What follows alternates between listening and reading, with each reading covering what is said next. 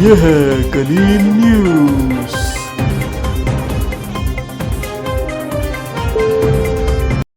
खबरों से बाखबर रहने के लिए सब्सक्राइब का बटन दबाएं और बेल को दबाएं।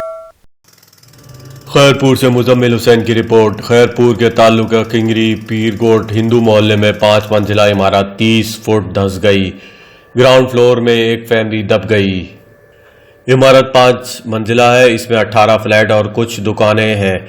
इमारत में तकरीबन 100 अफराद की रिहाइश है। हिंदू बरादरी की फैमिली समेत 8 आदमी फंसे हुए हैं, जिनमें औरतें, बच्चे और 2 चौकीदार शामिल।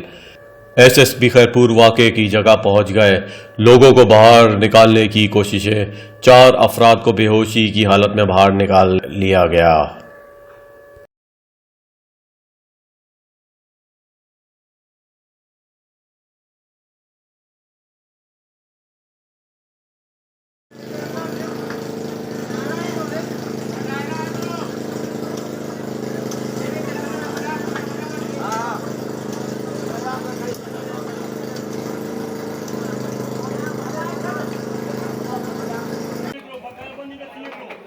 मीडिया वाले हैं सर, प्रेस वाले।